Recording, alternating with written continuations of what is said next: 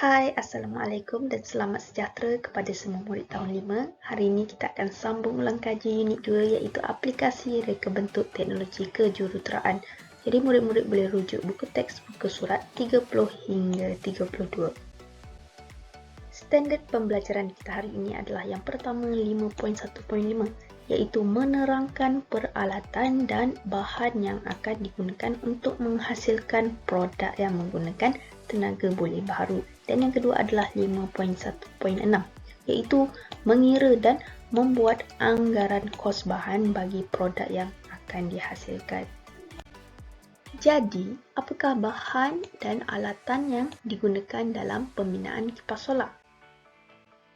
Sekarang kita akan lihat satu persatu alatan dan bahan yang digunakan. Jadi, jom kita tengok topik menyediakan bahan dan alatan untuk pembinaan kipas solar.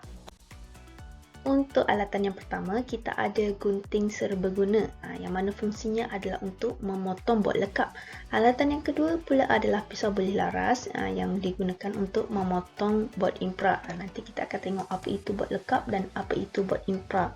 Dan alatan yang ketiga kita ada pensel iaitu untuk menanda ukuran, dan alatan yang keempat adalah alas pemotong. Digunakan untuk melapik bahan untuk dipotong dengan menggunakan pisau boleh laras ni. Alatan yang kelima adalah pelucut wayar. Pelucut wayar digunakan untuk melucutkan penebat daripada wayar. Alatan seterusnya adalah pemutar skru Phillips, iaitu untuk mengetatkan dan melonggarkan skru Phillips pada bongkar penyambung. Dan alatan yang terakhir adalah pembaris keluli. Ia digunakan untuk mengukur dan memindahkan tanda jarak pada bahan projek. Jadi dia kata kita hendaklah yakin pada diri sendiri apabila diminta untuk melaksanakan sesuatu tugasan, sama ada projek individu iaitu seorang-seorang, berpasangan, bersama rakan ataupun berkumpulan ramai-ramai. Oh, jadi ini rupanya senarai alatan yang digunakan. Ya, betul tu. Sekarang kita akan lihat pula bahan yang akan digunakan. Okey, untuk bahan yang pertama kita akan gunakan bot lekap. Bot lekap ni digunakan untuk membuat bahagian tapak projek. Sebab apa? Sebab bot lekap ni dalam bahasa Inggeris dia adalah mounting board dan ia merupakan satu bot yang keras. Jadi dia sesuai untuk dijadikan sebagai tapak. Yang kedua pula kita ada bot impra. Bot impra ni diperbuat daripada plastik dan sedikit lembutlah berbanding bot lekap, dan ia sesuai untuk digunakan sebagai bahagian badan projek. Dan yang ketiga kita ada panel solar. Ialah kita buat kipas solar, kita kena ada panel solar yang digunakan untuk menyerap cahaya matahari bagi menghasilkan tenaga elektrik ataupun haba. Bahan yang seterusnya kita ada wayar. Wayar digunakan untuk menghubungkan komponen elektrik dan mengalirkan arus elektrik. Bahan yang seterusnya yang kelima kita ada batang ais krim. Batang ais krim kita boleh gunalah lepas kita makan ais krim, kita boleh ambil batang dia untuk digunakan sebagai pengukuhan ataupun mengukuhkan bahagian tapak. Dan bahan yang seterusnya adalah suis, iaitu untuk memutuskan dan menyambungkan letak elektrik.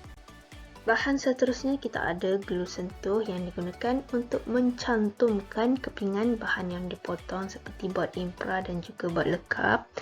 Seterusnya kita ada bilah kipas lah, sebab kita buat kipas solar yang digunakan untuk menggerakkan udara apabila disambungkan dengan motor.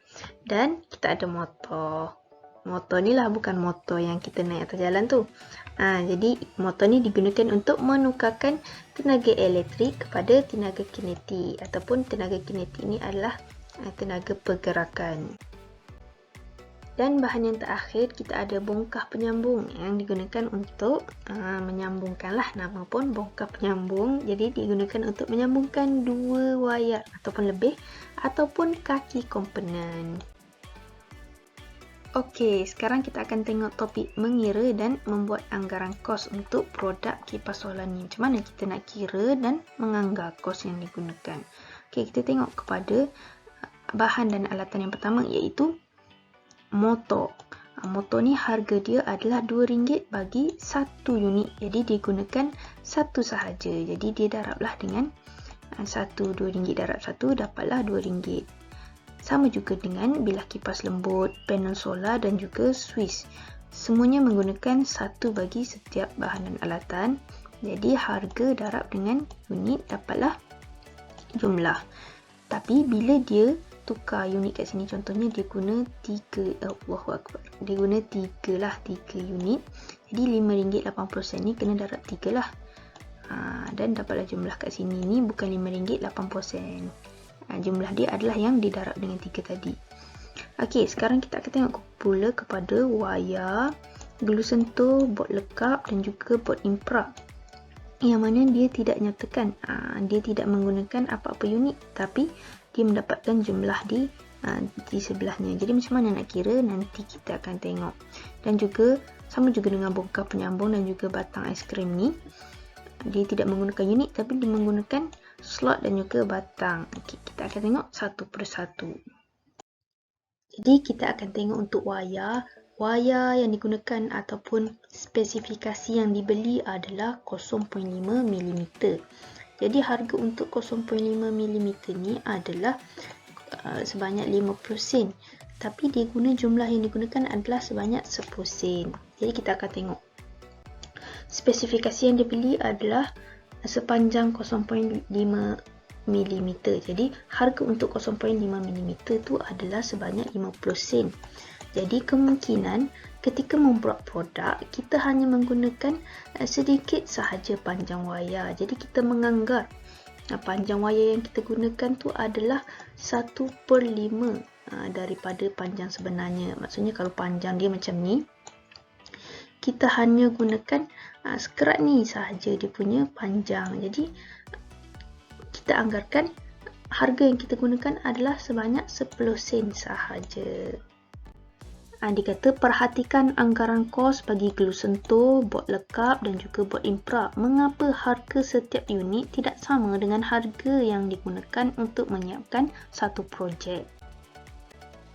Untuk glue sentuh pula, contohlah kita beli glue sentuh sebanyak 1 tube seberharga RM3.80. Takkanlah kita guna sampai habis 1 tube kan? Kita mesti hanya akan gunakan glue secukupnya untuk produk kipas solar kita. Dan anggaran kos, kita hanya menganggar sahaja. Glue yang kita gunakan adalah sebanyak 20 sen. Begitu juga dengan bot lekap dan juga bot imprak. Ini hanyalah anggaran sebanyak mana bot yang kita gunakan sahaja. Okey, untuk harga bongkar penyambung pula, spesifikasi yang dibeli. Yang dia beli adalah 12W ataupun 12W itu 12 jalan ataupun kita panggil 12 slot. Jadi dia beli dengan harga RM1.20 untuk 12 slot. Jadi macam mana nak kira? Jadi dia kata dia beli 12 slot RM1.20. Tapi kita nak kira untuk satu slot, bahagi dengan RM1.20, dapatlah 10 sen bagi satu slot. Bagi satu slot 10 sen. Tapi kita guna sebanyak 3 slot. Jadi 3 slot, 10 sen ni darablah dengan 3. Apabila darab 3, kita akan dapat sebanyak 30 sen. Jadi begitu juga dengan batang aiskrim. Dalam sepaket tu ada berapa batang aiskrim. Jadi harga dia RM1.80 sepaket. Tapi kita hanya gunakan 6 batang sahaja. Jadi 6 batang dianggarkan sebanyak 20 sen. Jadi pengiraan yang sama dengan bongkar penyambung jika kita tahu dalam sepaket tu ada berapa batang. Sekian sahaja ulang kaji kita untuk hari ini. Terima kasih kepada semua. Bye, Assalamualaikum dan selamat sejahtera.